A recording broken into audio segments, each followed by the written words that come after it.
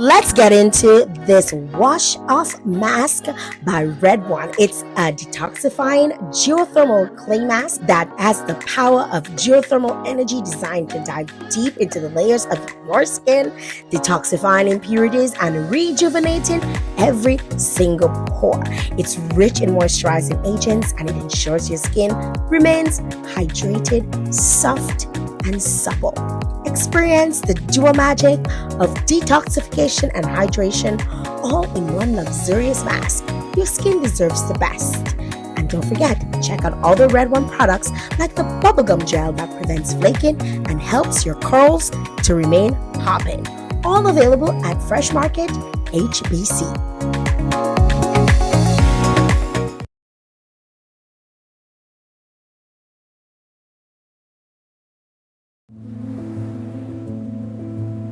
I love the Kalinago territory, I love the Kalinago people, and I really embrace my culture. How the hell do we expect to survive as a communal society in a capitalist system?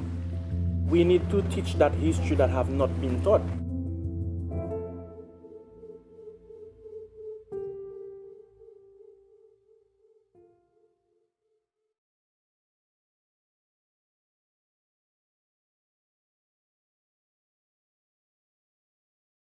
I just discovered the Red is bleaching powder available at Fresh Market HPC, and I'm about to test it to see if I get results that I love.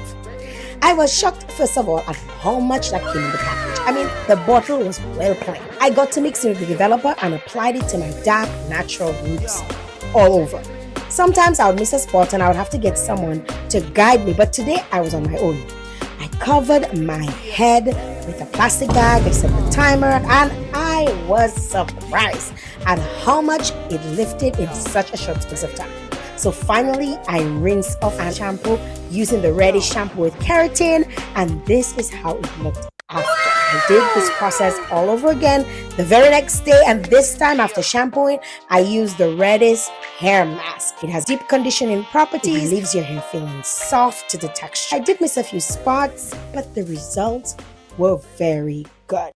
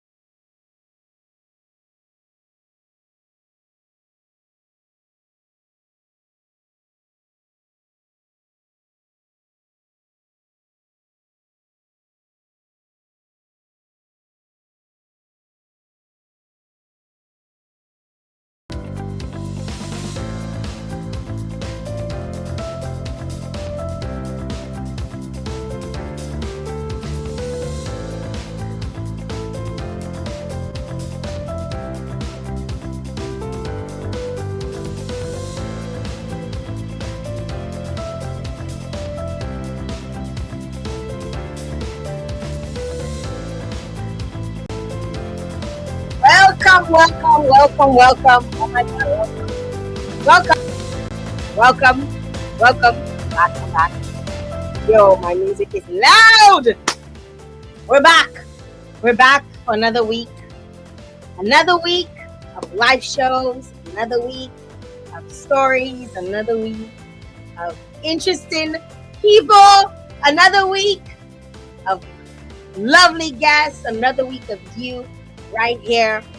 Those of you on my page, those of you on Facebook, those of you on LinkedIn, those of you on YouTube, and those of you on X. Welcome to the show. Welcome every single person. Let me just make sure because I always forget the folks on YouTube. And I'm going to make it a point of duty today to pay very close attention and give them some extra love.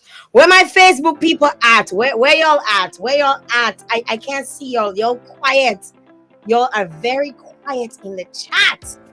Present miss. Anybody there? Anybody there? We have an interesting show for you guys. We have an interesting show for you guys today. Let me tell you. We have an interesting show.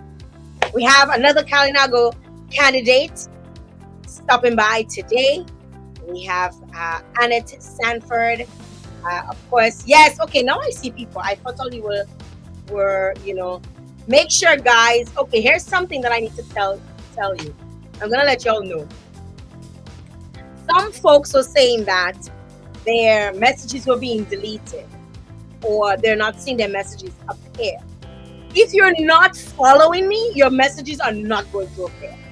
So let me just let it be known that, and I suspect I need to do a banner that says, if you're not following me, your messages do not appear on my timeline. So you might think people deleting it or it's not being seen or what have you. Follow me, okay? Follow, click follow. So don't just like, make sure you follow the page, like the page. Make sure you like and follow the page so that your messages can be seen so that I can, engage with you guys. Okay, Alice La. Okay, I seen people.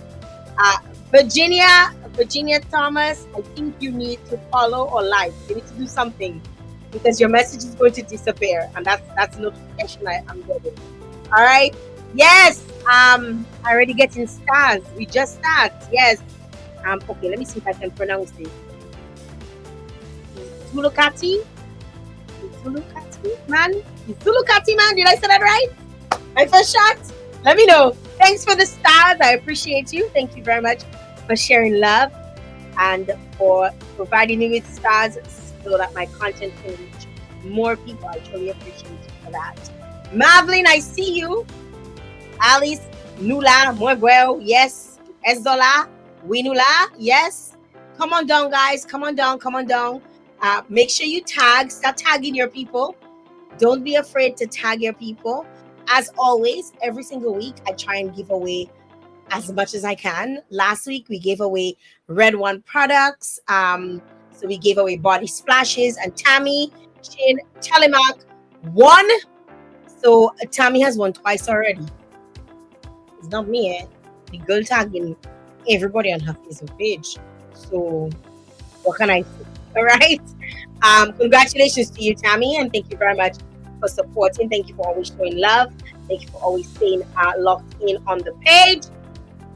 And thank you for tagging people. Some idiot is outside honking. So if you hear a horn, this is what happens in the Commonwealth, right? Dogs barking, people blowing their horn, motorbikes revving, that's what happens. So if you're here, that's what is going on, okay? Thank you guys for tuning in. Okay, I see y'all. It is Dorset. I'm here watching. Thank you very much for joining. I appreciate you guys.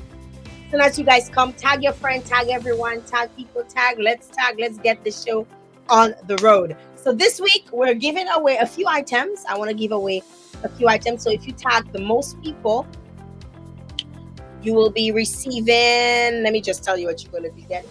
You're going to be getting a Redis hair mousse, hair styling mousse. So you're going to be getting this. You're going to be getting a Redis makeup fixing spray. So those of you who are your makeup artists, this is a really cool fixing spray. Brand new, never been used. So you'll be getting this. You'll also be getting an LA Girl gel liner. So this is a really cool liner to get your eyebrows looking on flick like mine, right? So the LA Girl gel liner, this is something that I've used for years. I've used this product, I don't even want to lie, Lord Jesus, since 2015. I've been using this product and it has not failed me yet. All right, that is the LA Girl gel liner. It comes with it's like a pod, and it comes with a stick. So that's this, and when I say a stick, a brush. And then you also get, this has been like a huge deal right now, and I don't know if a lot of folks. Okay, we have a nurse on tonight, so I can single out the nurses. Nurses, I know you guys cannot have your nails done, but on the weekends, if you're going somewhere, you want to look like your nails not in water all week, because you washing and you constantly sanitizing, and all of your hands constantly in gloves. Your These are really good. Remember, gone are the days. Remember, I don't know if you guys remember when you used to put press on nails, and they used to give you an old kind of VA kind of glue, and before you put that on, next day they're coming out. Not these ones. These ones, I know people that have lasted 3 weeks with these ones. But they do come out quickly if you need them to come out. And they work really well. They just press on, and these are really nice. These are, as you can see, these are like the ombre with a little bit of sparkle. So if you're looking to look hot up for the weekend, if you have a date, I know some folks might be going to jazz coming up soon. So whatever you're doing, so these are all the stuff that you get to win today. All right. And in order to win, you got to tag as many people as you can in one post. Let me close this because I'm getting a lot of notifications. Let me just close this down. Yes. Catherine Dorset is here. Present, Miss. Present, Miss. Jadani is here. This is what you're getting this week. So a lucky winner. If you tag the most people in one post. So you gotta tag it under the live. The most people, you will automatically win. That's it. It's easy breezy. Beautiful LA girl. Not cover girl, LA girl, okay? So we getting ready to get this show on the road. We've had a few guests, and I just want to, first of all, I want to say thank you very much to my sponsors. Without them, you know what? Girlfriend got bills to pay, okay? I got bills to pay. And the sponsors come through, and they really support the show. And I'm so grateful to those of you who have been sponsoring the shows, who are thinking about sponsoring. I'm already putting that out there. You can sponsor the show if you'd like to. Thank you very much to Digicel. Thank you very much to Wandy. I posted a really beautiful video that Wandy's did with Best Price the other day, where she was doing like a home decor thing of her room. Wandy is somebody, aka Wanda Dorset, is somebody that I consider a friend. She's also a friend of the show, and she is, she's an entrepreneur, and she's always working really hard. She has so many different hands in so many different things, because us Aquarians, we hustle, and we hustle hard. And she's a fellow Aquarian. When you see her birthday drops on the 1st of February, I'm like, oh, mine is over around the corner. So thank you very much to Wanda Dorset, the owner of or proprietor of Wandy's events, and she does from bridal events, from weddings. She does baby showers. She does like ceremonies, whatever it is. You need decoration for you need to stage your home, because you're probably gonna have it sold, or you probably just need to get your home spruced up. Wanda's your girl. All right. She's also my hygienist, but we're not gonna talk about that right now. So I want to big up Wanda Dorset and say thank you very much for sponsoring the show. And I also want to say thank you to Digicel. Of course, always better together. If you've not switched and you're sitting down there with another network, well, you're not better together with us. You gotta get better together, and get on the fastest service, internet, your data, and your cable with Digicel. So go ahead and switch. Just the other day, I brought somebody into the store to get a SIM card. So make that switch today, okay? And yeah, I want to say thank you very much to the entire team. Digicel has always supported me. They've supported me when I did Caribbean Music Awards. They supported me through all my journeys. Digicel has always been there for me, and I am so grateful to have them on and continue to invest in the show, invest in me, and I'm so grateful to have them on board here this evening. Guys, are you ready? Are you ready? Are you ready? Let's get these people. All right, let me just make sure I shared. Yes, I've shared, and we're getting ready. We have, so like I said to you guys, I promised that I have made an invitation out to all the candidates, the Kalinago candidates who are running for chief, right? The chief elections are coming up. We're not 100% sure yet of the dates. If anything has changed between the last week and now, probably Annette can confirm, but we're not 100% sure of the dates. I believe one time it was in July and then it got moved to August. But the elections are coming up. We know that Lorenzo Sanford, those of you who are not Dominican, or you're probably coming on here for the first time, somebody probably just shared this with you. He is the current chief, and the elections are coming up soon, so we can potentially have a new chief in the Kalinago territory. We saw, since I actually made this call out, stating that this show is available to whomever, any of the candidates who are running. This show is available to you. So Maureen, tell your people that too. Maureen, please. Kaina, tell them that this show is available to anyone who wants to come on from the Kalinago territory, who are running. I decided I want to make a space here for them that they can come on and share what we can expect from them.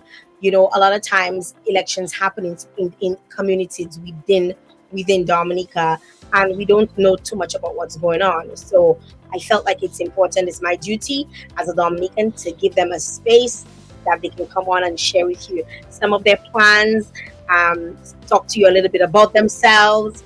And Annette obviously is no stranger. We've seen her on the political arena before, and I'm so happy to have her join us here this evening. And without further ado, I don't want to delay this any longer. I want to welcome the one of the candidates for the Kalinago chief. I want to welcome Annette to the show. Hi, Annette. Hi, Mabrika. How are you, Jael? I am doing well. How are you, Mabrika? To you. Thank you. I'm fine, thanks. Welcome to the show. Thank you. And it's nice to be here. Thank you for giving me the platform, to speak out and to address some of the issues that we're going through, and possibly to share some of my plans with the people. Yes, we're very excited to hear from you. I'm happy that you've agreed to be on here. You want to be on here to share your story and to tell us a little bit about some of your plans. Some folks might just be coming on now and they probably don't know who you are, right? I mean, I find that if you're Dominican, I find that weird that you will not know who she is, but we have to give people the benefit of a doubt, right? So introduce yourself to us. Tell us a little bit about who you are, where you grew up, and your profession, what you do currently. Firstly, I would want to say that I'm a woman of faith, and everything else is grounded on this foundation that I have, the belief that there is a creator and that my life is led by him. So my leadership style, my family, the way that I deal with people, all of this can be attributed to that faith that I have in the Great Spirit. Additionally, I grew up in Senegal. It's a very small community just after you leave Castle Bruce, when you come in from the Roseau side. Like all other indigenous communities, it's a very marginalized community. We grew up in a lot of poverty, facing a lot of social issues, I would say. But in all of that, I survived. I took my education very seriously because I realized that was the main way that I could get out of the situation that we were in the Kalinago territory. And I made good use of it. And I'm proud to say that today I used to be a nurse doing bedside nursing, but I am in the education field now. So I'm considered a nurse educator. I work at the China Friendship Hospital, teaching the nursing students, particularly clinicals, instructing them on clinicals. I'm a mother of 3 beautiful children, biologically my own, and collectively, my husband and I share 6. So we have 6 children together, and we adopted a young boy just about when he was 10 years old. We adopted him into our family. And so a family of 7 children, myself and my husband. My husband is Kalinago. He is the head of the business department at the Dominica State College, and he lectures economics. And I must say that he has been a source of strength to me for the past years that I've been with him. And my life has been so much better with him on my side. So that's it in a nutshell. All the other leadership and experiences that I've gained, we will We'll still talk about that. yeah. We'll get to it. Clearly, Annette, you've had a real diverse career. And you mentioned, being an educator now. I say once a nurse, always a nurse. Like so, like that is something that nobody can take away from you once you've been trained as a nurse. My mom used to say, "Many are called, but few are chosen." Right? Right, that's right. Once a nurse, always a nurse. And you've gone from nursing and you've gone you went into politics. What actually motivates you to not necessarily transition, but to make that move to politics? Because we know that you've ran several times in your community, and we'll get into that a little bit later. But what really was the motivation behind this, and how has your background in healthcare probably influenced your approach to maybe even policy making? So as a nurse, you get to attend to patients holistically. So you don't only look at their physical illness, you get to look at them, the psychological well-being, the emotional well-being, the social well-being. So you get to deal with people on those levels. When I decided to get into politics, there are basically 3 reasons why.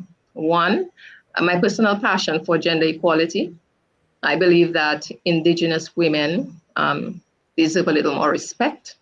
And if a woman leader, whether be it Kalinago Chief, for example, the title that I'm vying for now, I believe it will inspire more Indigenous women to rise up to their full potential. It will inspire them to aspire to reach their goals and to get all the things that they think that may be impossible. And I believe nothing is impossible in life to achieve. And Kalinago women on a whole, with being a leader to them, it will allow them to have a little more respect for themselves, as well as other people on the outside having more respect for us as Indigenous women.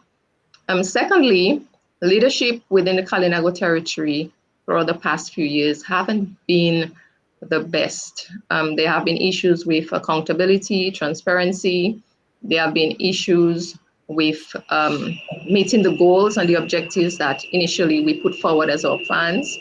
And given the background, my academic background, I believe that I can add value to the some of the plans and some of the programs that have already been started by the previous Kalinago chiefs. And the weaknesses that they have, I believe I can strengthen those weaknesses and have a more solid Kalinago territory going forward. You've want to get back into the political aspect of things, but you served as a senator under the United Workers Party for some time. As a matter of fact, you up until 2022, I believe. I'm interested to know.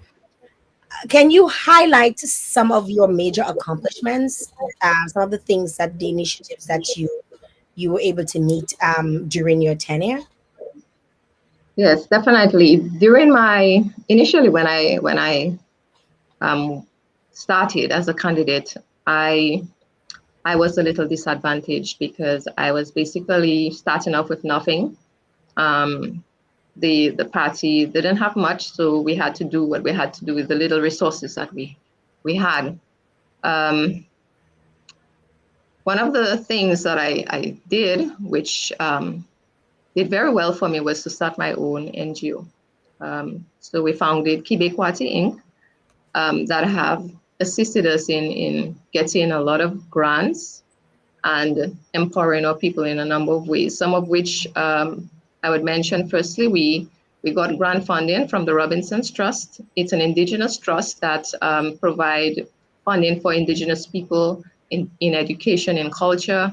We were able to fund 4 Indigenous youth to study journalism.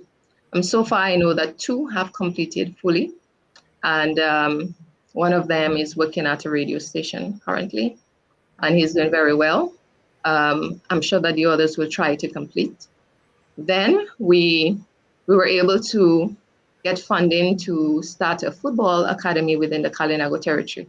With that football academy, we were able to source football equipments, balls, boots, uniforms. We were able to set up the goalposts. We literally had to construct it because they don't sell goalposts in Dominica completed. So we had to get the pipes and have somebody weld it together and put it on the field. And then we adopted a playing field so that the children, we would have them together and they would come to practice on perhaps like a Saturday. And during that practice, we also used about half an hour to teach them the awareness of child abuse, how to care for themselves, because that's a social issue within the territory. And that in itself was very impactful. I believe the children enjoyed coming out on Saturdays, coming to practice. They were engaging in the sessions that we're having. We had different individuals coming to speak with them. Additionally, we were able to train 7 football coaches. So we collaborated with the Dominica Football Association, and they were able to offer hat sponsorship. So they decided to come up to train the 7 coaches to be able to have Indigenous coaches. So at that point, we would be able now to have our very own coaches that we could train our Indigenous people right within the territory. Because one of the challenges we have is traveling from the Kalinago territory to Roseau, which can be very tedious. And if you're already disadvantaged financially, it's going to be a problem. And many of our Indigenous youth, they are talented. They have talented sportsmen in all areas, football, cricket, and so on. But so that's what we did for football.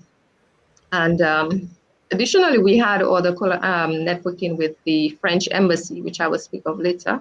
But that's sports for this particular project.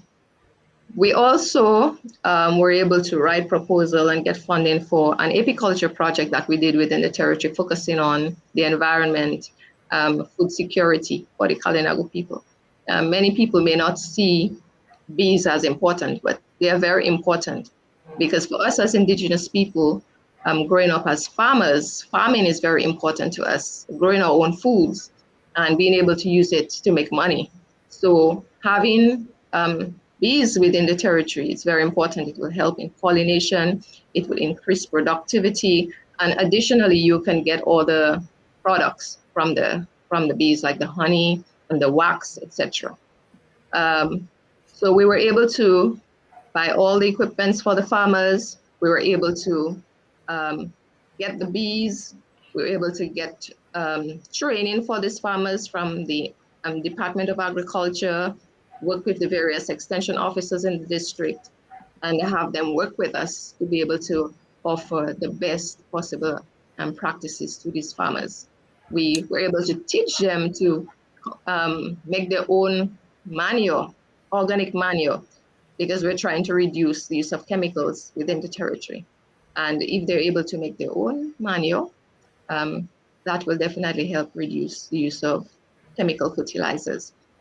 So that's it for the apiculture project. Then we went on to one of our most impactful projects, which is the gender based violence project. We did this project with the Canadian Commission, funded by the Canada Fund for Local Initiatives.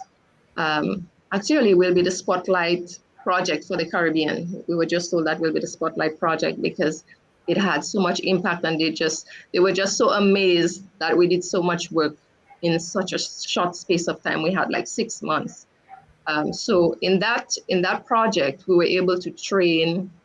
Initially, we were supposed to train 10 individuals, teach them to do the basic CXC subjects. So women who dropped out of high school at very early ages for whatever reason, whether it be sexual abuse or neglect, they were given an opportunity to do their CXCs. So we're talking about women who left school like 15, 20 years ago. Wow. Yeah. So we were able to get tutors and provide them with sessions and get them ready for CXC this year. So we have 14 individuals who will be doing CXC this year, getting the opportunity to do it.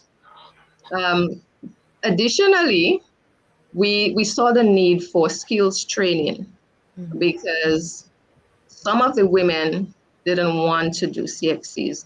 They felt that they were not academically inclined, and they would prefer to do some skill. So we also moved into pastry and sewing, and you may have seen some of the outfits that they made. So they were able to make their own traditional outfits, which I'm hoping that we can provide them additional support to form a group and create these outfits annually. So every year during Kalinago week, people won't be struggling to get an outfit, but they will know exactly where to go to get an indigenous outfit. So we were able to do a lot of awareness programs at the various schools and get the children engaged because gender-based violence is also another issue within the territory. And currently, we are just about to start off another environmental project to do with the environment or underground water sources. So this project is funded by CRIF, which is the Caribbean Catastrophic Risk Insurance Facility. And we are focusing on areas where, particularly during this road project, during this road renovation, we had a lot of situations where the pipes, the Wasco pipes, were damaged, and therefore the community stayed without water for a long period of time. So children got impacted. They were not able to go to school. Sometimes the children didn't have any school at all because there's no water at the schools.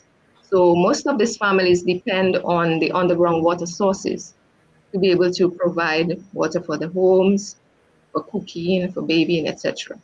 So what we're doing is reforesting these areas and creating better footpaths for children and for women who are pregnant who may not be able to access this footpath, these areas, and create pipes. So instead of having just one pipe, we can have like 5 of them within get a tank with at least like a source, like you're talking like a source, right? When you say underground, I was like, wait, but then what you see, Yes. Well, that's what a lot of people use. Like for me, right now, because of the high chlorine content in the water, we prefer to drink the stream water. okay. So we collect, going down to Bells sometime, everybody stops by to get this water in Bells. But we have a few within the territory in Concord, in Bataca. Okay, all right. So we're working on preserving these areas, reforesting, and working with the Kalinago Council to create legislation that will prevent people from cutting trees close by and using harmful chemicals in these areas. So that is, in a nutshell, the things that I've done, not to mention the many other personal projects that I have assisted in. People will always come to you to ask for help, and you have to find some way to assist. Additionally, I work with the Salibia Mission Project, which is another NGO, and we focus on healthcare. So people within the Kalinago territory who know the Salibia Health Center very well, If they enter that facility right now, they will see a complete difference. The cupboards are renovated. The tiles that were popping up, it's all fixed. And we're doing painting. We're going to do painting currently. We fixed the AC. We fixed. We got refrigerator working. The plumbing was bad. We got that fixed. So the entire health center is on the repairs, and that's been done by the Salabia Mission Project, which is another group of Kalinago professionals, hardworking professionals, Dr. Sandford, Ms. Joseph, and we also have on board with us Tina Alexander, who has been working with us and the Ross University for some time. So we have been helping a lot in the healthcare sector. Persons who perhaps got hospitalized at some point in time and their family didn't have a chance to give them a pillow or some sheets, we would provide that for them when they get to the hospital, because the hospital has some difficulties right now with supplies. And we're able to check to see if there are any indigenous people there and find out whatever assistance they need, whether it could be medication, small grants for paying their bills, and so on. So I've been doing a lot, and it can Plus, be, plus a family of 7. yes, it is a lot. So I have to manage my time very well, ensure that, my children get some time, my husband get time, work, and my NGOs get time. How do you manage your time? Like, how take take us through like a day in the life of Annette. Okay, so I have a timetable for work. So I'll know when we have work, what hours we're supposed to be there, when it's exams. So I already know that in May, school will be done because college have early summer. And during that time, I would have a lot of extra time to do whatever else I have to do. But on a typical day for me with work, you wake up early in the morning, you ensure that the children are ready for school. What time is early in the morning? Because early in the morning for me is 8:30. Oh, sometimes 4 o'clock because we have to. Well, for me, my husband and I wake up very early. Yes, we have to do that sometimes, especially when we have a lot to do. We have to settle the children, cook, get to work, come back, go to the garden, and get some time to do some community work, and then relax home in the evening. So it's usually a very long day. What time do you go to the bed? What time do you actually lay your head down? What's usually your time? It varies, but the latest I go to bed sometimes it's 12 because I try to get enough rest, for the 4 next. hours. Well, the latest, but not every time. Yeah, sometimes when I go to 10, but the latest I would go would be 12. Annette, being the first Kalinago senator, obviously that is a significant milestone, right? So I just kind of want to go back to, you spoke about all of these things that you've achieved, not just as a senator, but having an NGO and being able to, apply for grants and really advocate for your community. Um, can you share of some challenges that you may have faced and how you were able to overcome them? And I'm looking specifically because you are a female, right? And traditionally, if we know from the Kalinago territory, it has been a male dominated field in terms of being a senator or even having representation from a political standpoint, not just in the Kalinago territory, but in general. I mean, now we're seeing more women in politics, more and more women in politics. How were you able to overcome your challenges, or have you? And can you share some of those with us? As a senator, I think one of my biggest challenges, would be finance, being able to meet the needs of your people because you are representing individuals who supported you, and being on the opposition side, being victimized like you. I mean, people on the opposition side don't get the opportunities like like those who are on the other side. So our lives are a little bit harder than the person who supports the government. Um, so I had to find ways to be able to meet the needs of my people. And like I said, that's why I came up with the NGO, and that helped me a lot.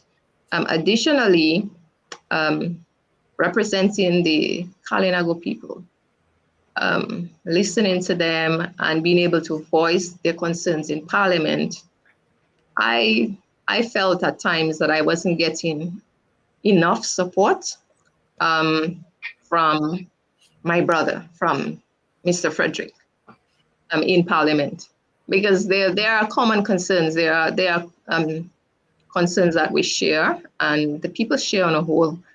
But I think whether you represent the government or not, you should represent your people, and your people should always come first. And you should never be afraid to stand up and speak out and demand on their behalf. So sometimes I felt as if I was alone in Parliament, but it still gave me the strength, because when I went back to the community, I get the support from the people.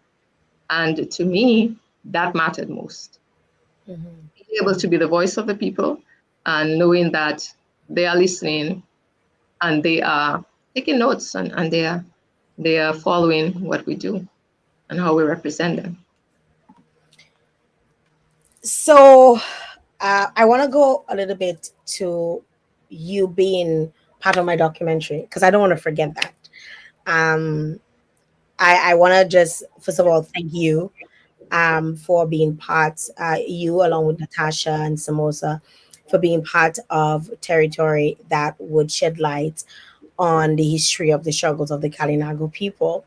And I want to say thank you because not only, I mean, it was very it was very raw and uncut. So I love that you guys were very honest and you guys were very open about what was going on within your community. And I mean, you were brave to begin with, to do this. So I want to acknowledge that and say thank you to all of you for being part of it. But specifically, I want to focus on you because you have been a constant advocate for your people. How do you believe your advocacy and representation have impacted the Kalinago people, be it in the Kalinago territory, the wider Dominica by extension, and even beyond that, even internationally? From the feedback, I believe that a lot of people have been inspired um, by my representation. Um, Young women right now, some of them come to me for advice, or some of them reach out to me and commend me for the things that I do. And many of them follow the work that I do. So the impact that I'm having, I think it's a great impact on education, um, and general respect on a whole, respect for women.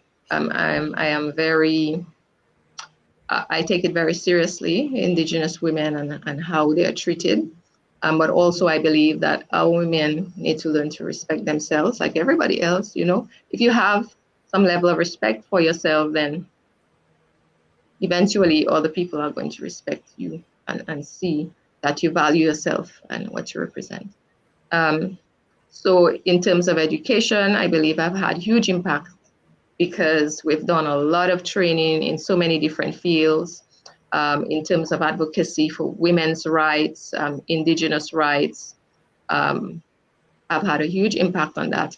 And then as a politician, what I've done with my work is not be biased. So if a labor right approach me and I can assist, I will definitely assist. When someone approach me, I don't see color. I see someone in need. And if I'm able to give them a hand, then I do that. So I believe people um, see that in me.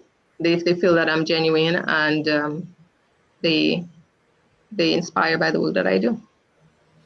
Thanks for sharing that with us, Annette. I wanna take you back a little bit too, because this is your second time running for Kalinago chief, right?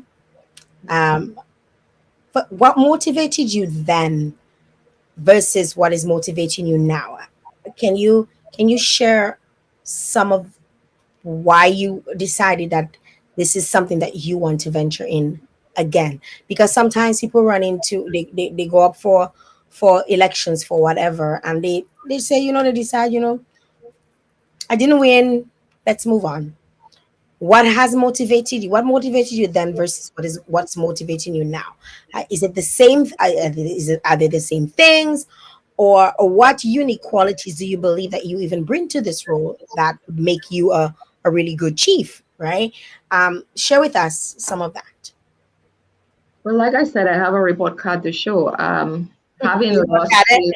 yeah, I have lost, and I've never given up on the work that I've been doing. I have been consistent with the work that I've done. And when you look at people offering themselves up for leadership, you would have to look at what they do versus what they say.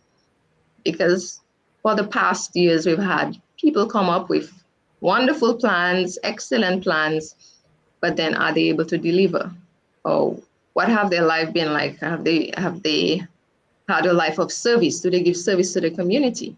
So I believe my consistency um, within the whole political arena, as well as my caring heart. I believe I care a lot for the people around me. Um, Helps me to, motivates me to continue the work that I do. The last time I went up for chief, basically I went up because I felt that I could have contributed in some way, given my academic background. Because for the past times we've had leaders, you know, maybe they've never achieved a bachelor's degree, that kind of thing. So I knew that it would make a difference in some way if you have someone with these academic qualities and qualifications. So they will better be able to maybe have some experience in accounting. They'll be able to write a proposal. They'll be able to negotiate better, that kind of thing. I believe if we have leaders who are able to do that, then you will accomplish more for the community. Because the Kalinago territory within itself, um, in my mind, should be more dependent on us, on ourselves. We should not be too dependent on the government for our resources. I believe that we can collaborate. There are lots of Indigenous professionals right now who are willing to work, but we need to get them together and we need to pool the resources and be able to sit and plan the way forward for the Kalinago people. And so, even with my plans right now, what I've done is had extensive discussions with a lot of the Kalinago professionals, as well as having listened to people on the ground and listen to some of the needs in the community to be able to put together this plan for the Kalinago people. Um, the last election, I lost by 3 votes. And I believe that this time, given the feedback on the ground, I will definitely have an opportunity. And there were a lot of allegations of, um, you know, people not being very honest during the chief elections. And Essentially, there were allegations that you were robbed of that position. yes, yes. So I believe this time it's not going to happen. It's not going to happen because I'm upping my campaign a bit. I'm ready. I'm ready for everything. So I am going to do my best to be able to deliver on that and to ensure that I get what I truly deserve. So if I was really robbed, then I believe I should be given an opportunity to show my true potential. Don't you think so, Jael?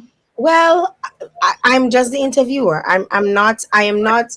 I've gotten to know you personally, and if I had to speak from a personal standpoint, I believe that you are very well equipped, qualified, and like the other day, I was doing I was doing a project and I ran into you walking. You were walking, going to see people, and I'm like, "Where you going?" Like it's after 5, and you're like, "I'm going to do my community work." And you didn't know I was coming. I didn't call and say I was going to be or anything to say it was staged. And I caught you on the road and stuff, and that is when we actually discuss the show, right? Briefly, but I believe from personally seeing the work that you've done, from interviewing you multiple times, we spent almost an entire day with you filming on different times. I got to see your mannerisms and everything. And some people say, oh, this person just they're putting on a show, because I am very judgy. Yeah, I'm very judgmental. I analyze people a lot. I think that's why I don't have many friends, because I'm always analyzing people. I'm like, why? Like, justify why you do this. So like that's what goes on in my head, and I see you as a genuinely, authentically caring person. Like you're very serious. So it's like people don't often know what's going through your head. But then you always deliver. So that's the kind of person I see you as, and your seriousness can almost scare somebody to even approach you. Yeah, if we don't know you, because of how you have such a calm and serious demeanor, like it's like, okay, probably should I, but then once you get to know you, you're very warm, and I mean, we've had laughs and all of that. So, and you're somebody that I respect. Listen, you're the first person telling me that I'm Well, serious. I analyze you, and let me tell you, I analyze you plenty. So they people around you might feel, because they're constantly around you, but I wasn't privy to that before I met you, before I knew who you were, right? And I remember countless time my cousin tell me, you should interview Annette, and I, me, no, you Annette.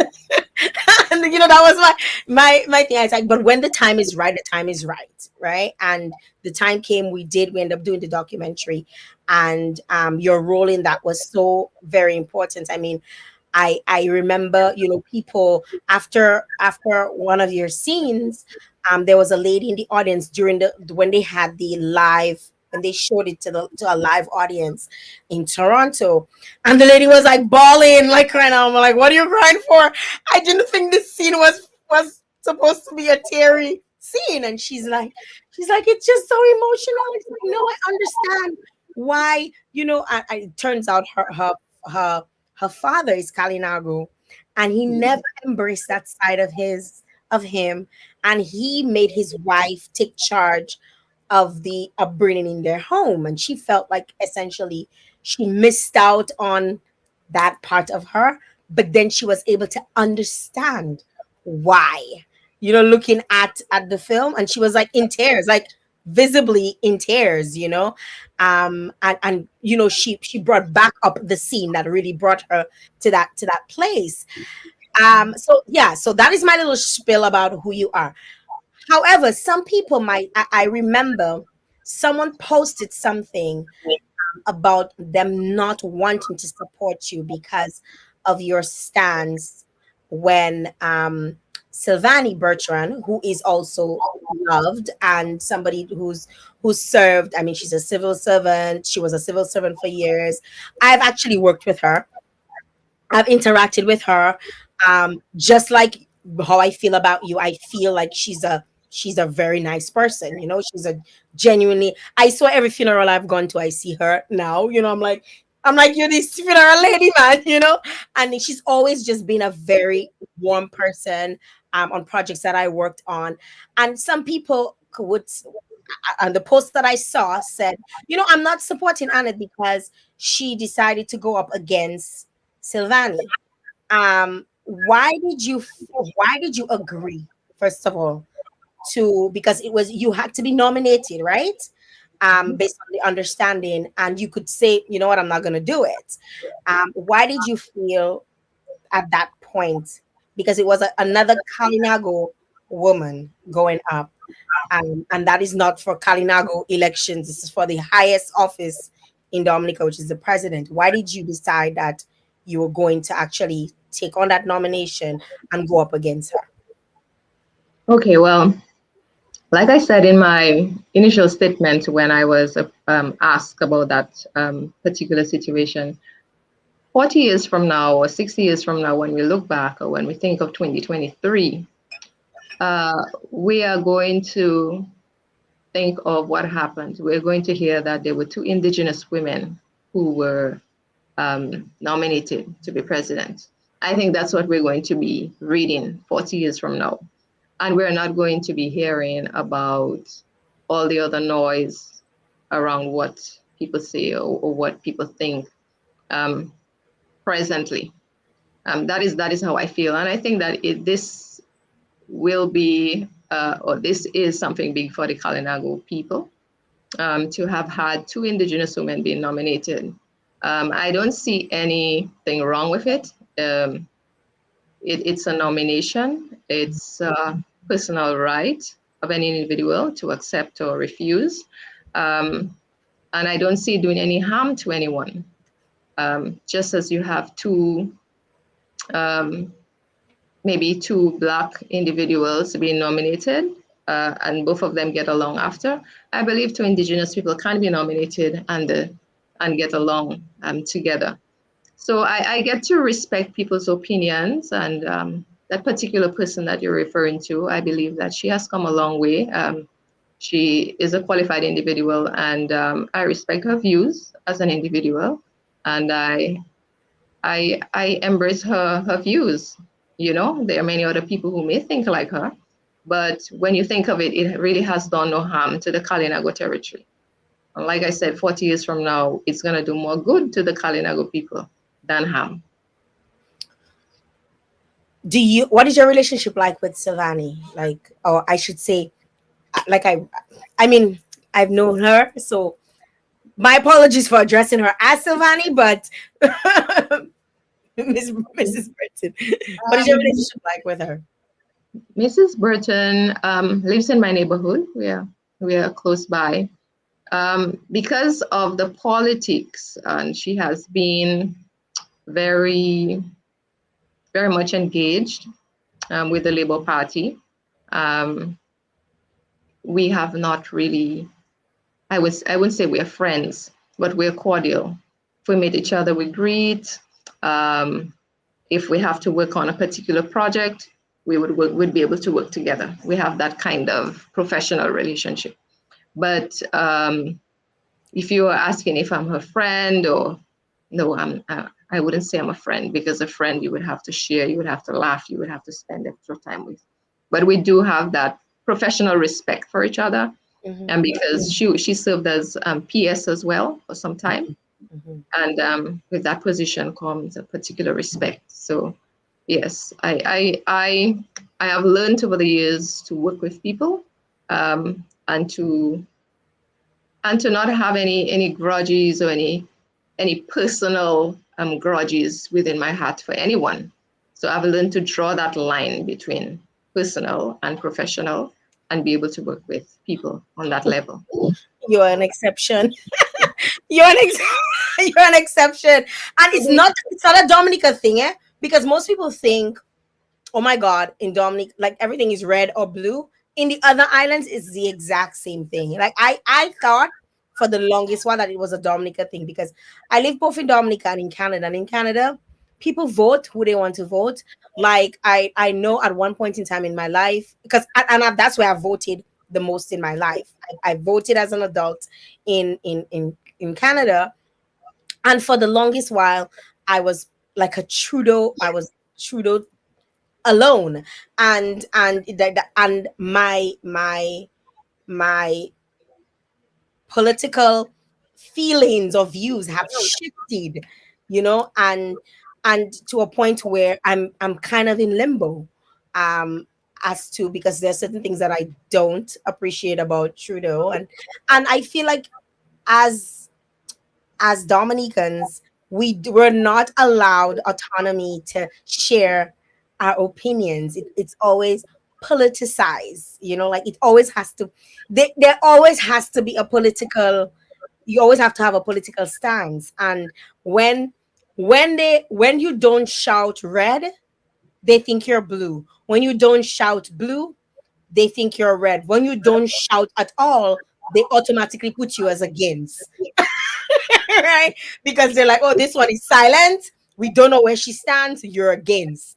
And that is that has always been the feeling, the vibe, the scene in Dominica.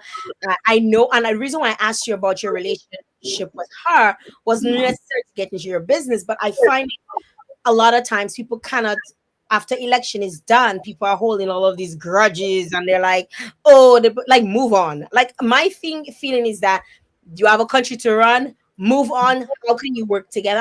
And that is one of the reasons why I really liked you, or really like you, Anna, because I've seen you put that aside and just say, like, I watched you when I did my documentary with Cozier, and it's like you would not say, like you would not expect. I mean, yes, when the conversation got heated, it got heated, but when the cameras were gone, and y'all were like just two indigenous people who have a love for your community, who's trying to, and I said to myself, oh my God, I wish all of Dominica could just be like that, you know. And I know you mentioned obviously Cozier, Mr. Frederick has, Honorable Frederick has probably not supported you in Parliament, but you also said in the documentary that he supported you when you come back to your community for different initiatives that you've done, right?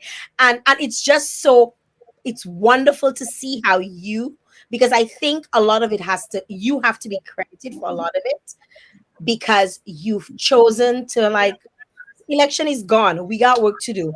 We care about our people. We want to elevate our people. We want to educate our people. We want our people to come out from whatever situation that they're in, and be able to stand on their own. We have to work together. The end. And Yeah. that's what really drew me to you. It's not politics or anything. It's a matter of, like, I saw you as someone with integrity, and you don't you don't care about the politics stuff. It does trouble you, which I know it does, because you wish that the other people would just say, you know what, let's just work together and just forget all of this nonsense. And when elections coming up, we put what we put on the table, and you can even take credit for some of what I do, because we did it together, right? But at the end of the day, I've always seen you about your people, and that is one of the things that I truly I truly, like, commend you on being someone who can just work. Even, like, I mean, you tell us all those, your report card, like you call it, your report card over the last couple, it's so long. It's like you would think, you sure you're not, you sure it's not you. I mean, not saying that the others are not doing anything, but you've But been doing the work. yeah, but I must say, the team of people working with me, and that is something that I would want to carry on should I win, like the professionals within the territory, get them together and be able to work with them to do things. I didn't do it on my own. We have indigenous professionals who have been supporting me and who have been sitting with me late nights writing proposals. So yes, we do have that ability within the territory. And for every project that we did, in spite of people saying that I was cheated off the Kalinago chief elections and so on, I was able to work with Lorenzo on all of these projects. They were aware of what we were doing. They attended the functions, and they supported in one way or the other, whether it be to allow us to use the resource center when we needed it, in one way or the other. So we get to work on projects and get to put our differences aside and do what we're supposed to do for our community. Did So it, some people, Dominica needs to come and train in California. definitely, no problem. And it's not just Dominicans. I think it's a Caribbean thing. I think it might be a black thing. It might just be a black Caribbean thing where, is we want to always constantly feel powerful, like we're in charge. That might be it, because we've been, our ancestral lineage says that we're supposed to be bound and below and beneath and oppressed. So we constantly feel the need to charge up. So that might just be what it is. I don't know. I don't know. Annette, you Um, you obviously you have certain priorities and goals that you want to achieve.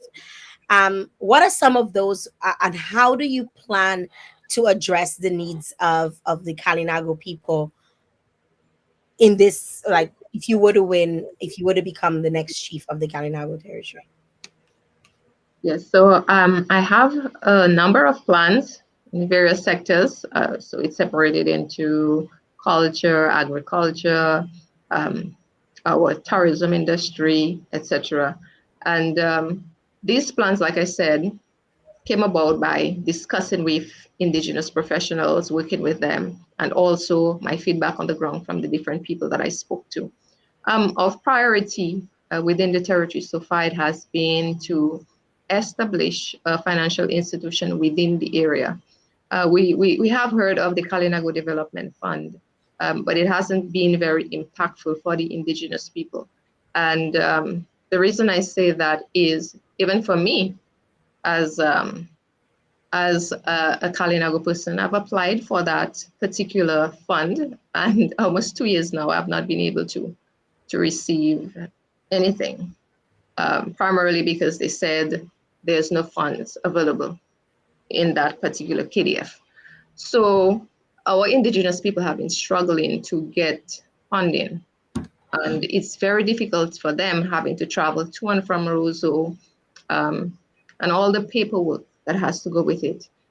So one of my priority would be to see how I could collaborate with the credit union and bring that institution back within the territory, and find some way where people would be able to save as well as to take small loans. That has been a priority area for the Indigenous people. Um, in terms of our culture, um, most of the plans is grounded on our culture. Traditionally, Indigenous people were farmers, they were hunters and fishermen.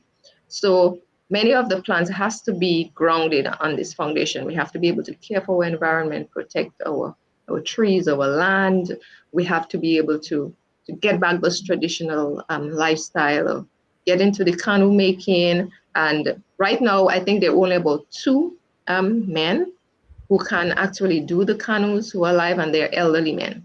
So we need to find some way to train these younger people to do canoes, and maybe have incorporate some of the economical aspects of it. Maybe have an annual canoe excursion to neighboring islands, and use that to raise some funds for the community. Um, Culture would want to, of course, get back to a traditional outfits. As you can see, I have my traditional wear, and I would want to encourage people to continue. Every home should have a traditional outfit, particularly when we are celebrating Kalinago Week. Um, we also need to get back to our traditional foods. Again, that's where the apiculture revenue comes in. So when we have more bees in the community, this definitely will help to pollinate more plants, and our food crops will be more productive. We'll be able to sell more, we'll be able to make more money.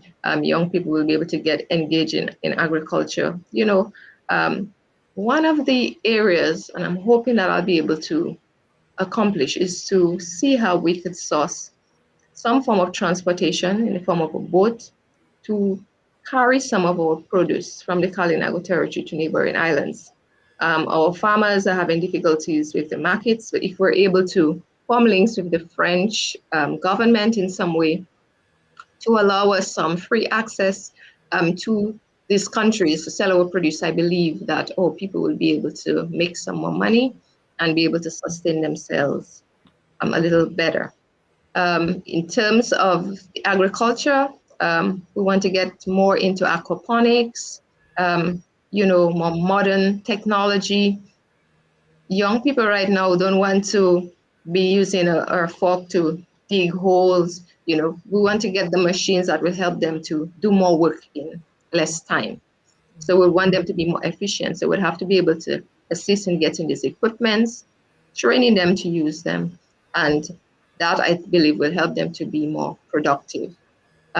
Replanting of our forests. We're hearing of the word climate change right now.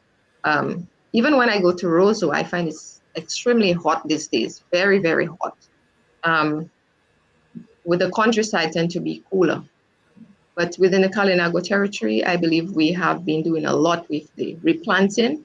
So we want to encourage our people to continue planting. So if you cut down a tree, you plant back what you cut.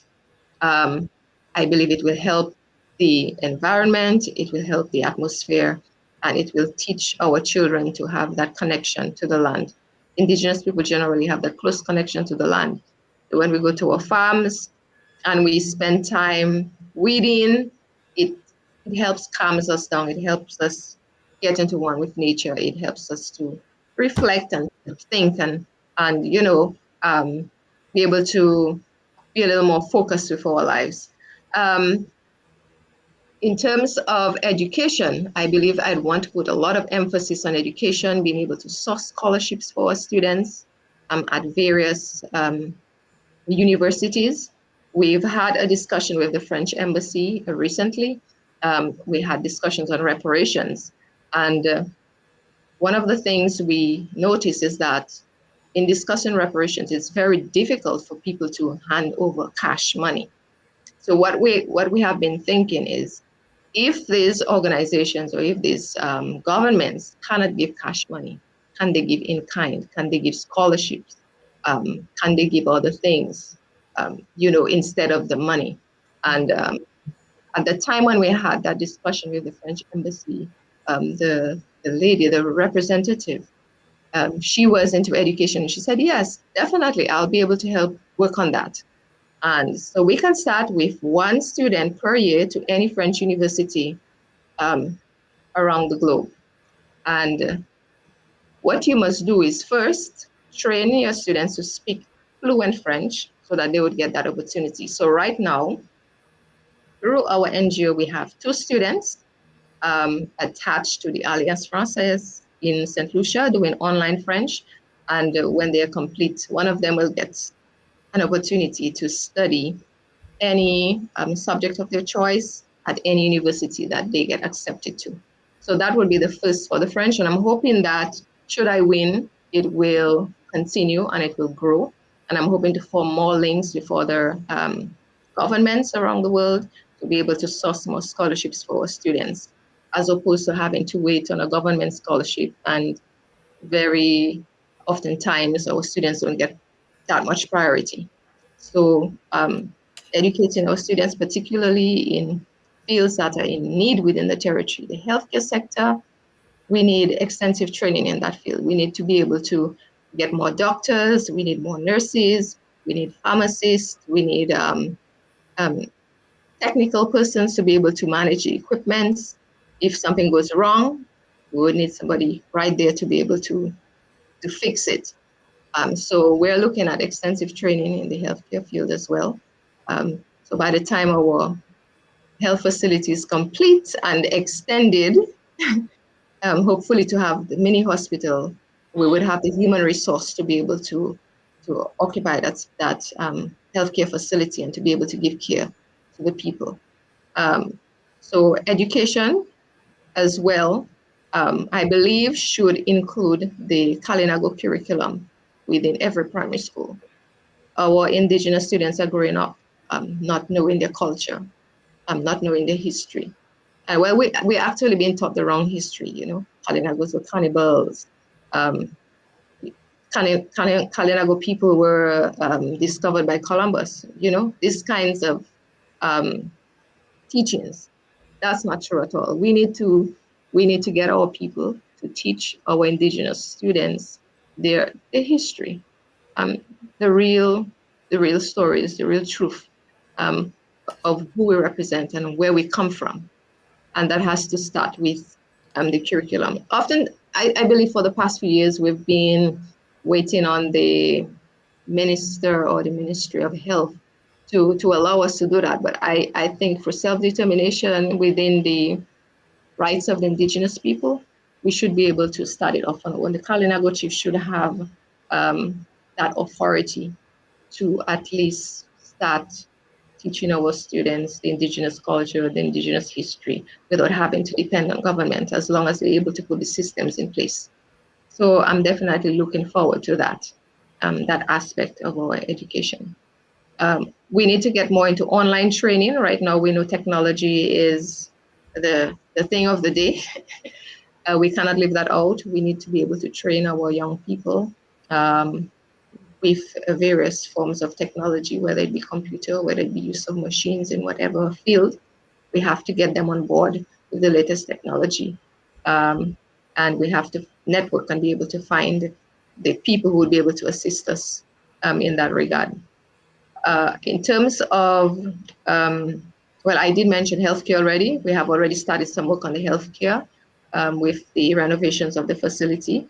There are a lot more in terms of the resources. You know, right now the healthcare sector in Dominica is suffering because of a shortage of resources.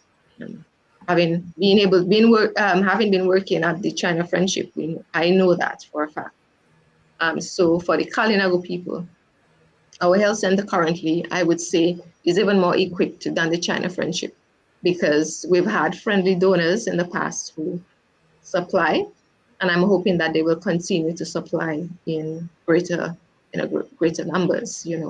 Both with the equipments that we need and the materials that we need, and the healthcare professionals like our doctors and our surgeons are willing to work with us to be able to provide healthcare to the people. Annually, we started this health clinic. This year, we're hoping to have another health clinic where we would be able to lobby with a lot of the professionals around the island, both on island and off island. So Ross University is working with us as well to get doctors to come down, train in various specialty fields, whether it be obstetrics, gynecology, and not just general practitioner, to be able to give care to the people. But for me, mostly, I would want to see the Kalinago territory have their own medical doctor. We've been asking for that for a very long time now. And as you know, the Kalinago territory the population have increased. Before, we started off with just about 300 Kalinago people, initially when the Kalinago territory started. And today we're well over 3,000. So the population has broadened, and we cannot be using the same number of people, same human resource, 2 nurses in a district to cover an entire 3,000 population. I mean, it's really stretching the joke. We're working them out. Burnout and all of that comes into play. So we have to be able to get our own doctor and train more healthcare professionals to be able to deliver quality healthcare to our people. So that is priority for me, having the territory have their own medical doctor. You know, currently we have to travel all the way to Wesley sometimes with an emergency, or all the way to Castlebrose. And with transportation difficulties for the indigenous people, it is very difficult to get access to a doctor at 12 midnight.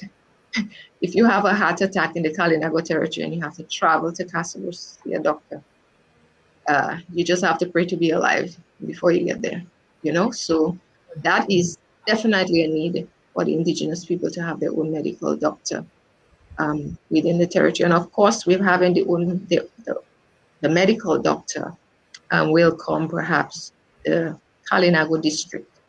That was a promise made to us by the government some years ago. I'm hoping that they will be able to work with the incoming chief and deliver on that particular promise to have us be a district so that we'll be able to provide more efficient care and be more equipped with the human resource that we need to offer care to our people.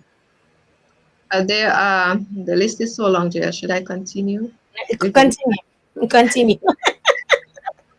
You have a lot. You have a lot of plans. A lot of plans. And I don't want you to say too much though, because sometimes people say when you have so many plans, how are you going to accomplish all that? Because we have people coming with a little shorter list. In general, I'm talking in general. Like when elections happen, some people have a short list, and sometimes they get into office and they don't even deliver. Here you are, this long list, and some of the things that you rightfully said have been promised and you've not really gotten yet. So you can continue with your plans. You can continue. You obviously Anna, though, was you collaboration and partnership very crucial in terms of addressing all of the different things that you want to do. How do you intend to work with other stakeholders, both within the territory and also at the national level? Like you mentioned, hoping that the Kalinago territory becomes a district so that you can have your own doctor. How do you plan on, or how do you intend to work with other stakeholders? Well, we have to have consultation firstly to be able to discuss it. I believe having consultation would be first. I mean, within the indigenous tribe, we have discussed it. I mean, before I put this plan together, the healthcare professionals discussed it, but then we will need to sit with the minister, our Kalinago minister, as well as with the Minister of Health, and and see how it can work out. But firstly, like I mentioned, we would need the human resource to be able to do that. So we'd have to ensure that we have indigenous students who are studying medicine, and find out when are they going to return, and will they be able to be stationed within the territory. So ensuring that the Kalinago territory is ready is the most important. Ready in terms of having the human resource, and ready in terms of having the facility ready. So within Salibia right now, the doctor's annex is not quite ready because it's in dire need of renovations. So Salibia Mission Project is currently starting renovations on that. So eventually we know it's going to be renovated. After it's renovated, we're focusing on the training our nurses, training our doctors, and after that is done, then we can have a stronger proposal to take to the minister and say, okay, we have this, we have that. Now, can you help us deliver on that particular promise? Thanks for sharing all of that with us. We know that there are three women candidates, right, in this election, including yourself. Can you speak to the significance this would be having female leadership within the Kalinago community? I mean, obviously, we've known historically that a man has held a position of chief.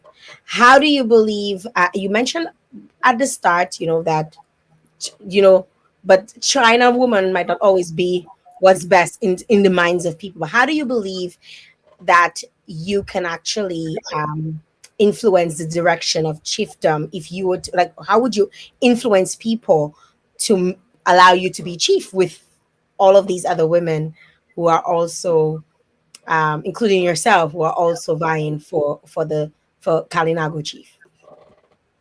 Well, my strength has been my work in the community. Like I said, I've always been very consistent. I have never turned my back on the Kalinago people. Oftentimes you have people perhaps contest and then they lost, so they give up. They lost interest in doing community work.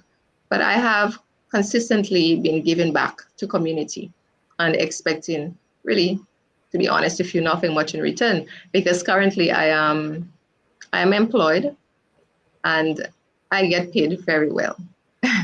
So it's not like I'm doing this for a job. So I just believe that my community work have really given me the upper hand. People don't want to talk about it, but I do believe as well that my basic, because the indigenous people traditionally had an appearance, they had that look. And one of the things that I would like to see if I become chief is indigenous families who are who have that indigenous look with the long hair and brown olive skin. We give them some kind of incentive so that they can continue being together, continue to make more children, and be able to continue that lineage of looks. I'm not being racist, and I want people to understand clearly. you know, I was gonna go there, right? I was gonna go. I was gonna go there. No. But I think it's very important for the tradition, for the race, for the culture. And yes, so families who, like, currently there are things that are going on within the territory that maybe I would have done differently, like in terms of the housing programs. So Kalinago husband and Kalinago wife with that particular look. Sometimes you don't see them being given a priority. I would give them a priority. I would give them priority. I would ensure that they would have a home, and they are sheltered if they need the help. And they can continue So making sure. you're saying you want to encourage couples of originality in terms of Kalinago features. Yes. Now, somebody might again listen to this and they might say, "Ooh, there's no real like pure breed Kalinago today." People might say that because everybody has mixed.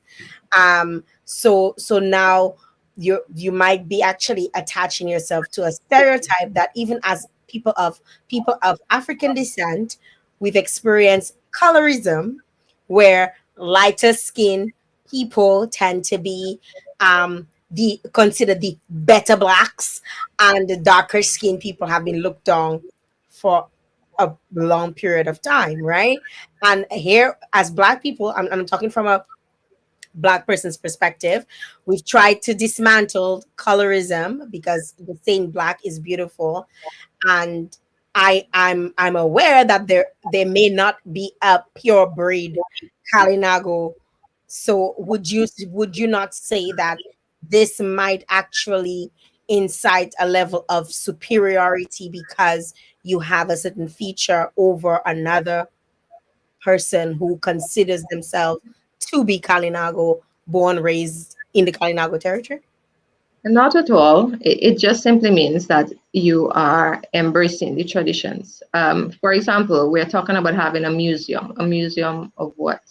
A museum to show what indigenous people look like before, with photos hanging on the wall? Or would you prefer to have a live museum of actually um, the real people who actually look like that? What would you prefer?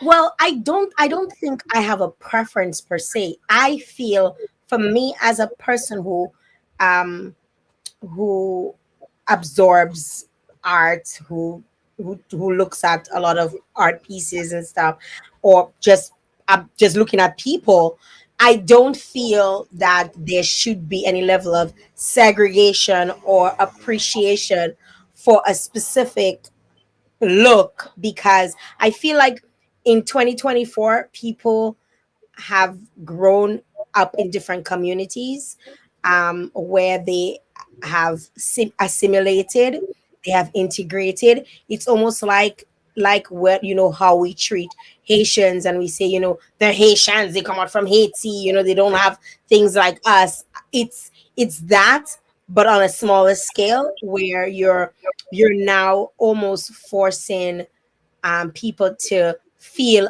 othered because they don't have the features that are considered that of what a true Kalinago would look like, No, right?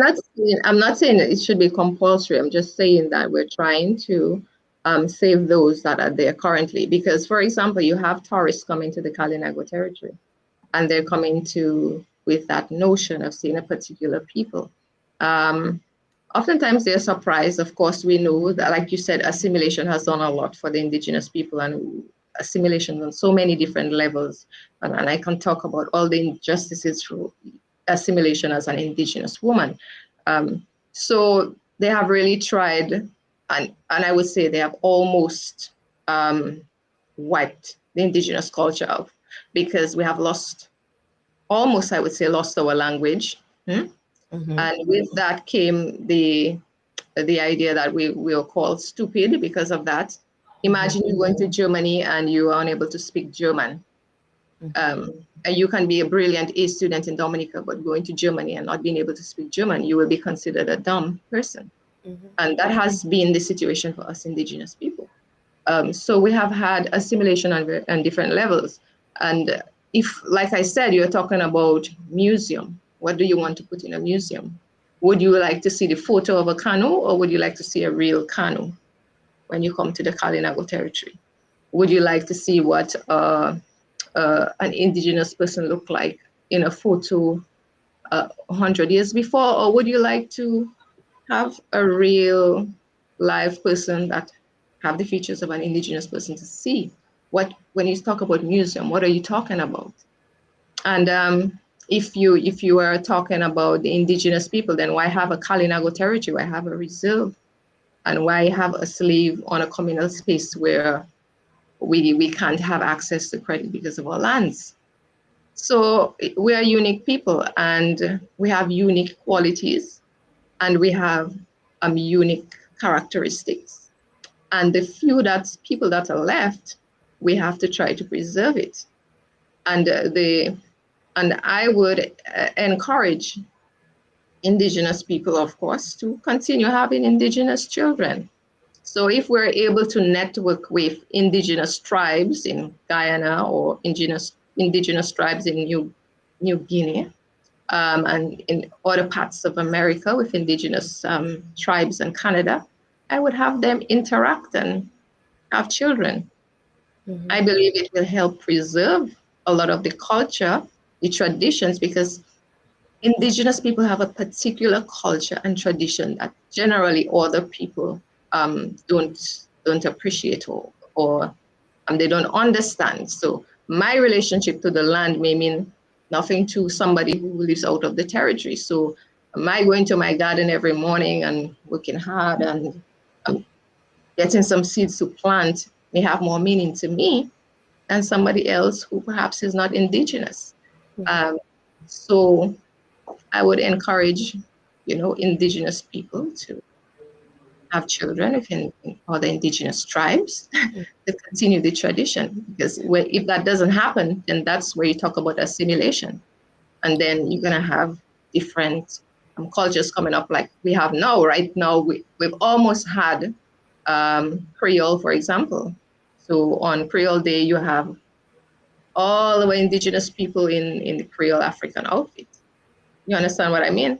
And it's only now that we're saying, okay, we need to have our indigenous people in the indigenous wear. So there are certain things that we have to try to preserve. And if we're talking about culture, we have to try to preserve that is part of our culture. I like what you said. I like your explanation. The only thing I don't agree with is the gaze. The because it comes back to the white gaze on what an indigenous person is supposed to look like. I don't feel like it should be on display. I agree to some of the things that you say in terms of because we hear that even in the black culture where they tell black men have children with black women. They encourage it, although it doesn't always happen because people will love who they want to love. Yeah. um, but I understand that aspect of it because culturally, the woman tends to be the one that will teach culture and food and all of these things in the home, right? The man usually brings home the money. He's the protector. I mean, whether you look at it from a traditional perspective or non-traditional perspective, you will find that the woman will cook what she knew to eat growing up. So obviously, if you're not black and you have black children or mixed children, now you are forced to learn, or you're probably just gonna give them what you're accustomed of eating, right? And then you have children obviously growing up not really knowing their culture. So I understand that aspect of it. What I don't agree with is the museum aspect of it. It's like a display, and I'm not too crazy about this. And we can go into that, and it will take us to another place where I don't really need to go, because this is not what this is about. But the white gaze on indigenous people have been prevalent for so many years that we don't need to put an indigenous person in a museum, and a live indigenous person for them to look at. They don't need that anymore, because we know they've been exoticized, eroticized, all of the size, and I that is just my personal view on that, but I do understand what you mean in terms of continuing your traditions. Sometimes it's better when you are with quote unquote your kind, if you want to call it that way, if you want to refer to it as that, because it's easier for you to teach your traditions and to continue your traditions and pass them on to your children and for your lineage to continue. So I completely understand that perspective. Um, you mentioned the land situation, and I kind of want to touch on it slightly. I don't want to go into it too much, but I remember when Natasha was on, we spoke a little bit about it in terms of the communal land, and in terms of you not being, now you mentioned having a credit union or the implementation of a credit union, and my understanding of communal land is that it is managed by the chief and council, and if you were to involve a financial institution, how would that work? Would people now be given titles, and like explain to me how you expect the financial, because financial institutions, they like their security, right? How do you how would you expand on letting us know what would you propose to a financial institution in regards to having security if communal land cannot be used as security? What is the proposal, or what does the potential chief, Kalinago chief, propose as in that regard? Well, when I mentioned credit union, the Kalinago territory had a credit union before.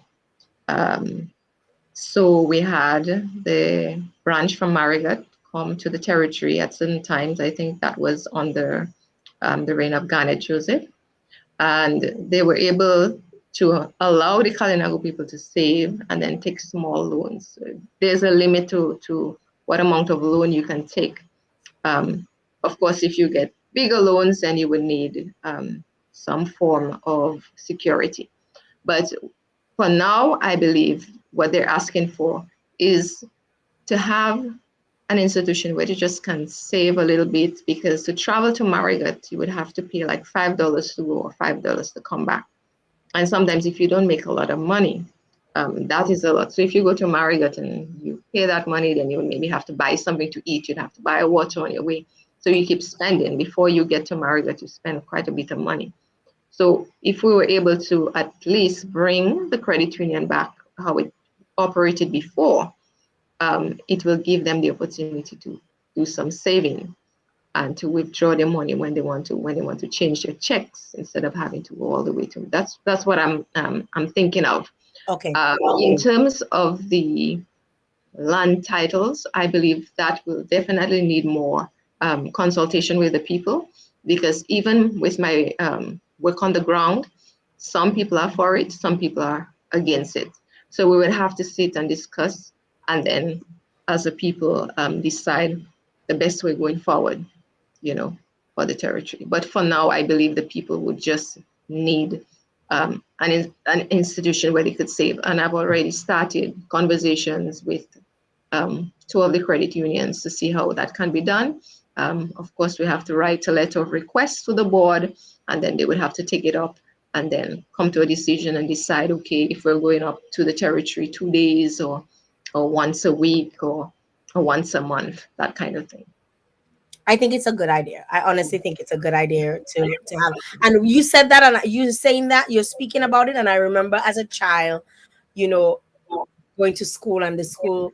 I don't know if you experienced that, going to school and you had your little savings book, and they would update it for you in school. And then my mom always did that with us with the credit union, and we would go into, it was a little yellow passbook. Can never forget it. And mine was well busy by the time it got switched over.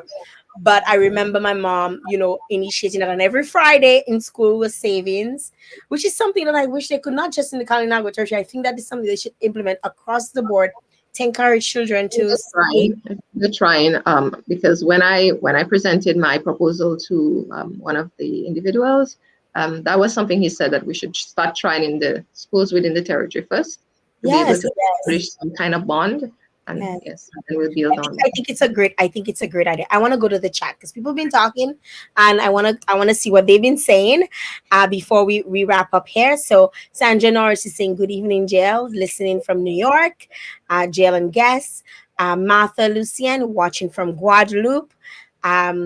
Deb Prince is saying, I wish I could vote for you. Long live the Kalinago. Leanne Charles is saying, good evening. I'm watching from Antigua. Deb is saying, I understand Annette's perspective. And I think in regards to when we were discussing the cultures and values passed on from having an indigenous family, um, Marvelyn Breedy is saying she's actually in agreement with me when I was talking about, the white gaze and all of that. Nept Packet is coming in and she said, Annette is simply saying that people should not allow their culture and lifestyle to be destroyed. And part of that is ensuring that Kalinago people preserve themselves through procreation. There's nothing wrong with this. And again, I'm not in disagreement. I just look at it from all angles. And again, being familiar with the white gays and colonizers and what their role is in all of this, there's always their little ways that they find to come in and make things about them. So we have to also be very much aware of that. They've done it before because they tried to erase your entire history and they actually branded you as a cannibal. So they can do it again and use a different strategy this time.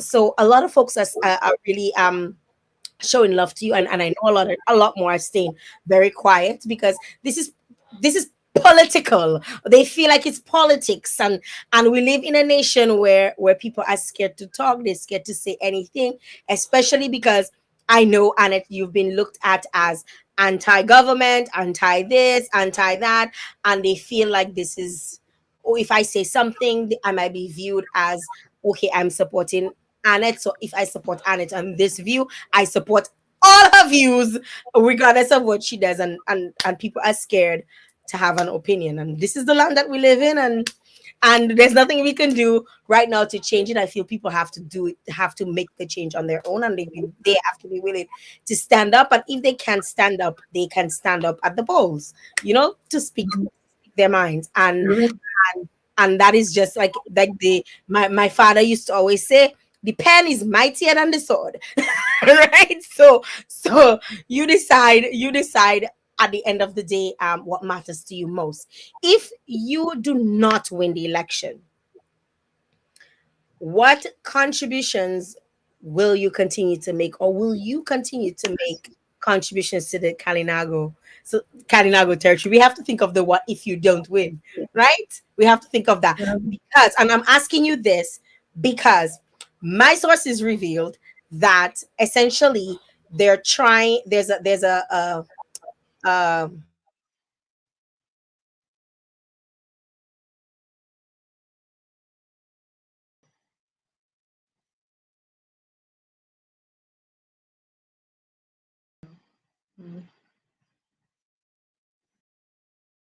Hello.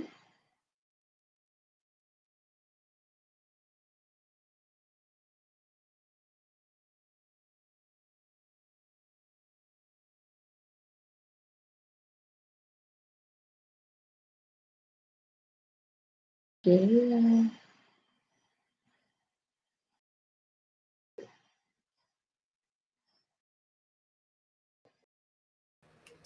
Okay, I don't know what happened, yo. Let me tell you, let me tell you, the devil does set traps for you, but don't you fall for it. The devil, like something happened for a split second, it just cut off, and then you came back. Did you hear my last question? No, I didn't. So I was asking if you do not win, Mhm. because I am hearing that there may be um people trying to get involved in Kalinago elections, outside influence, trying to get involved in Kalinago elections, and probably possibly put should I call it a stalwart or an individual or advocate for a specific person. Um, I personally feel like everybody should, like Kalinago elections should be left to the Kalinago people because you guys operate as a nation within a nation. That's how I see it, and your chief, whoever wins, would be the people's decision. But obviously, there are other political forces who are probably trying to work, and that's just what I'm hearing on the ground. I don't know if it's true. I don't know if it's not true. But that's what I'm hearing. If you don't win on it, what happens next in terms of contributions that you will make to to the Kalinago territory? Okay, firstly, Jael, what you're saying is true. I know that there have been meetings where individuals have been asked to perhaps step down to allow one support behind one particular candidate. I don't know whether the other candidates will step down or whether they will keep on contesting. However, I am not afraid. Like I said, I have done quite a bit for my people, and it's up to them to decide whether they would want to put the trust in me. I believe that I have good support from the people, and I'm confident that I will deliver. However, if I don't win like you are asking, I have made up my mind to serve on the council, and so I will try my best to serve in that capacity, as well as to continue my community work. Just recently, I was discussing with my husband, and I said, you know, something, it seems as if our life is just tied up to community work.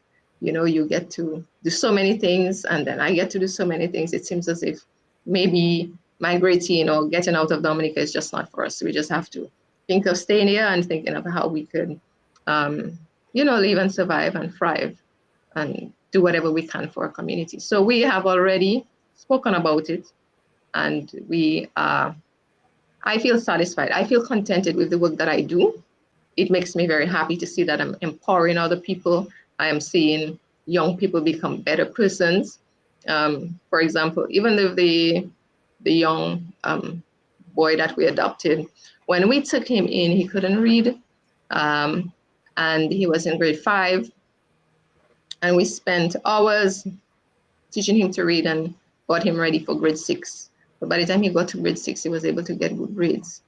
And today, I am very happy with the progress that he has made, and along with all the other work that I have done.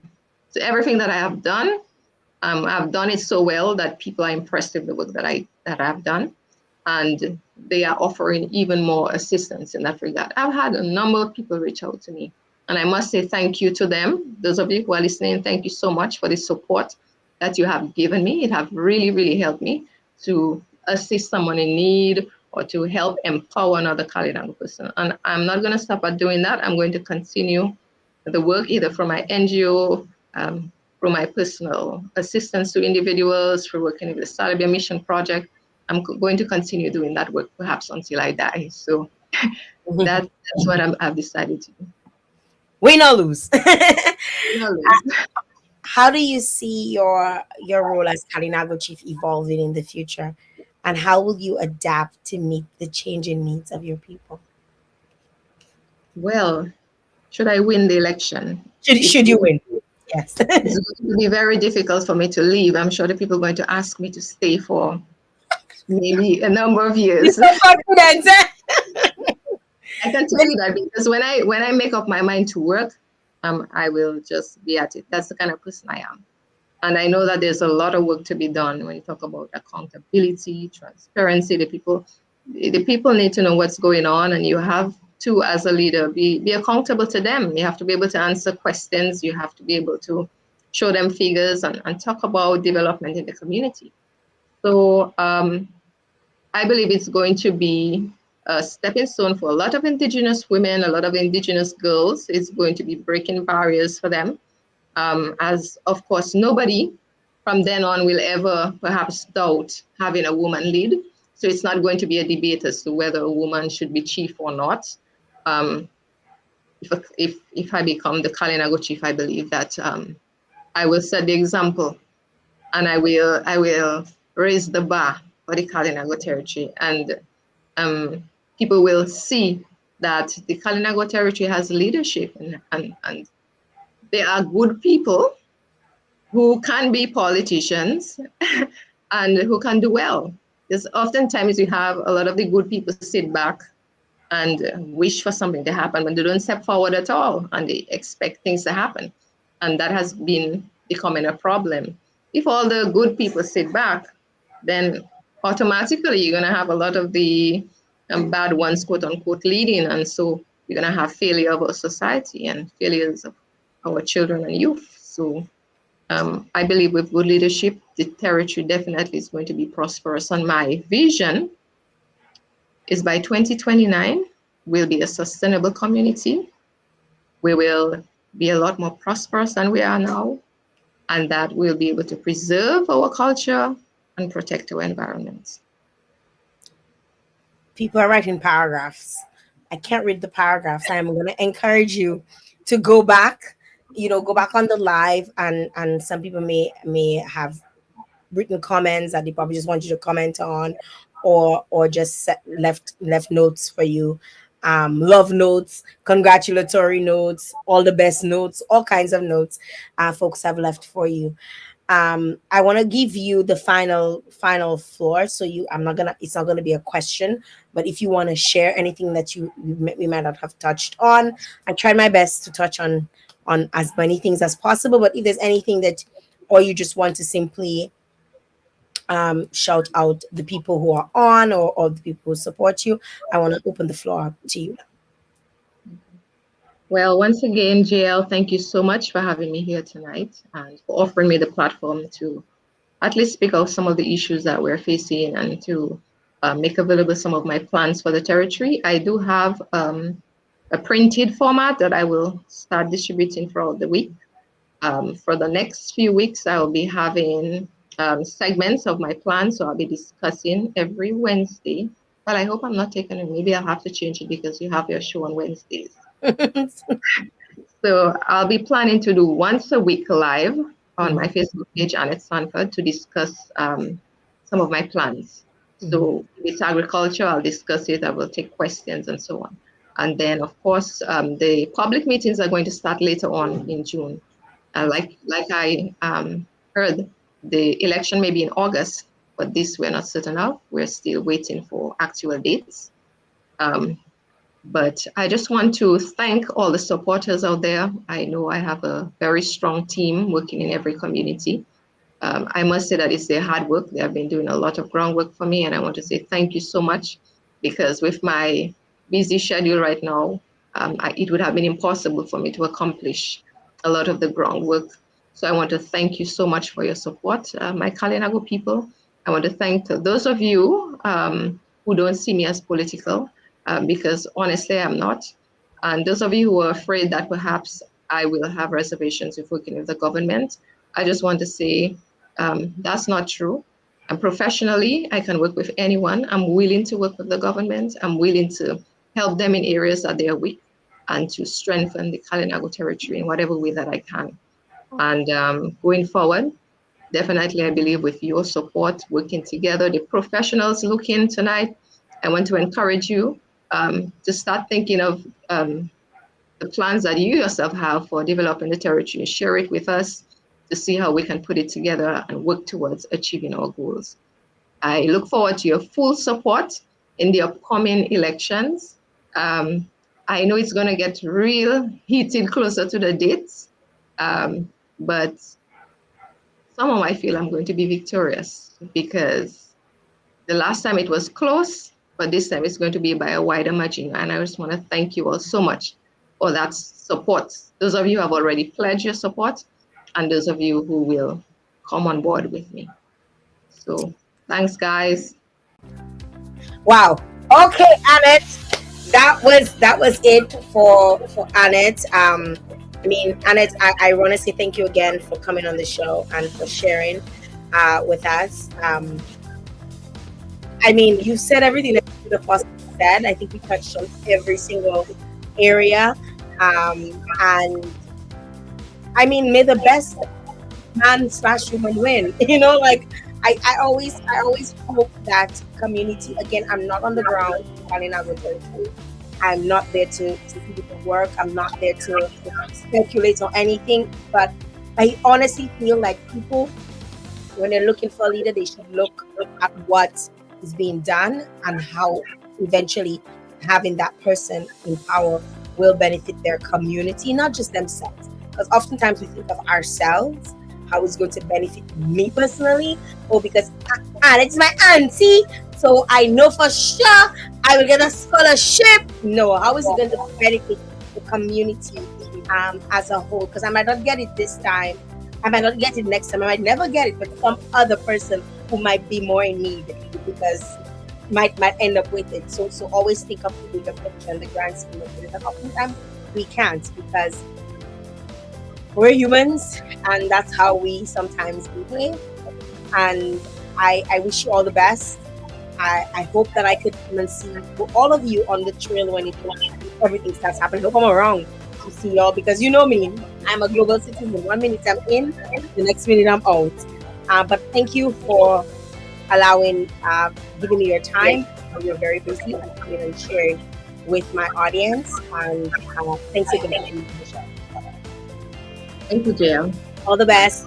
Yes. Bye-bye. Guys, you heard it. You heard her. What a show. What a person. Another great show.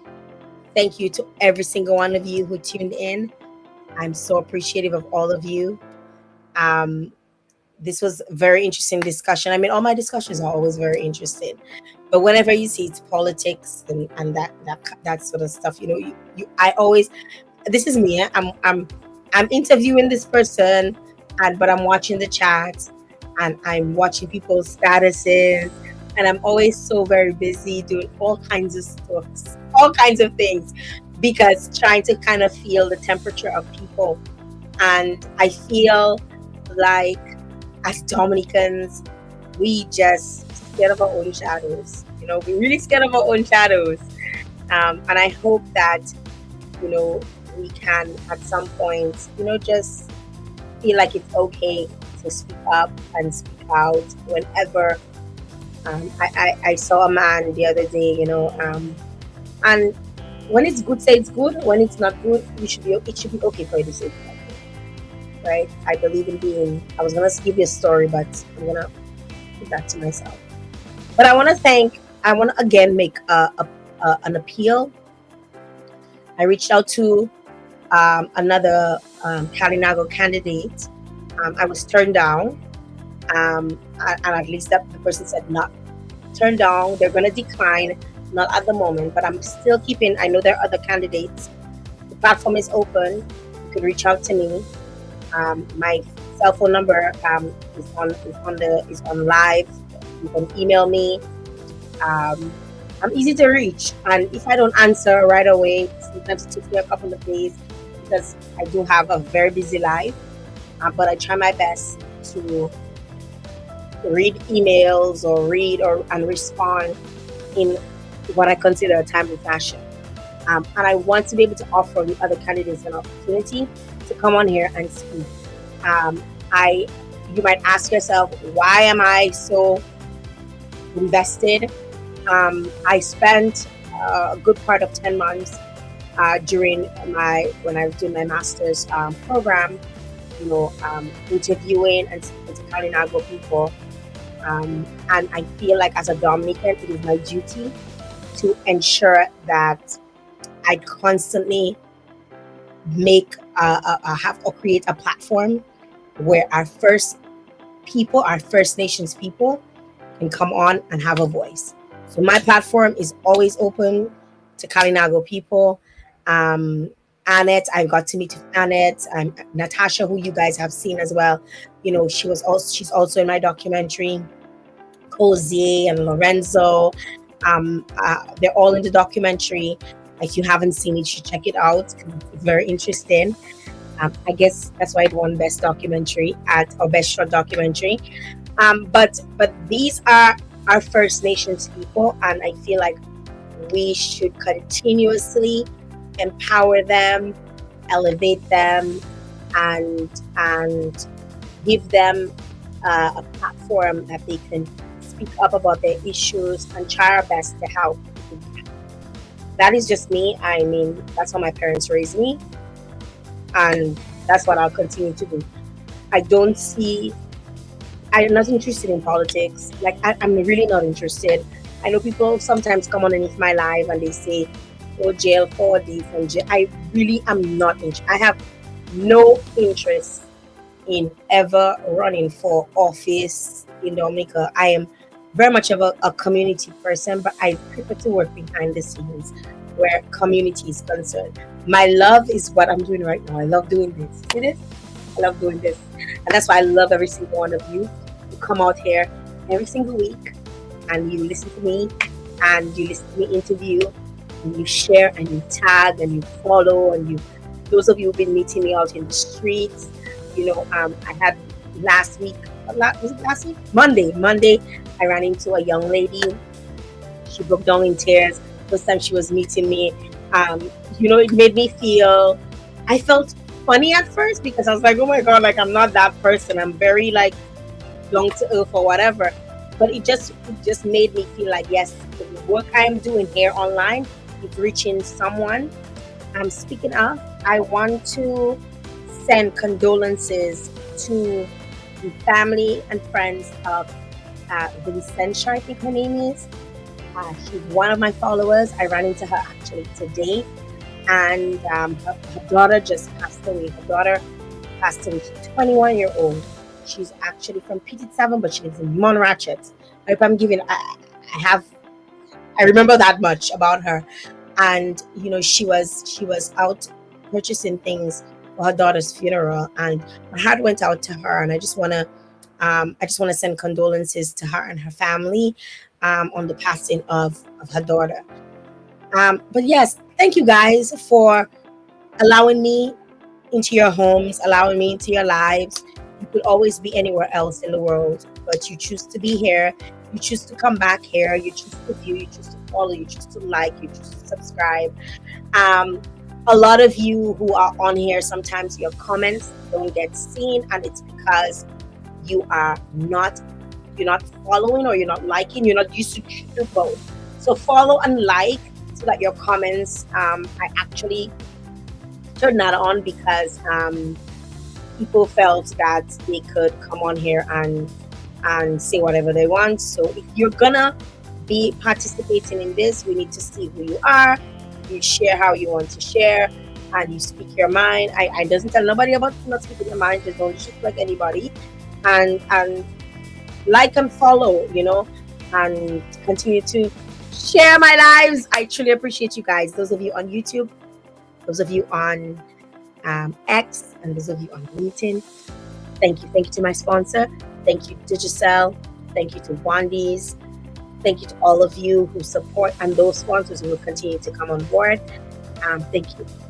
Until next time. Until next time, people. Until next time. Saying deuces. Deuces. Until next time. Thank you so very much for being here. Until next time. Bye-bye.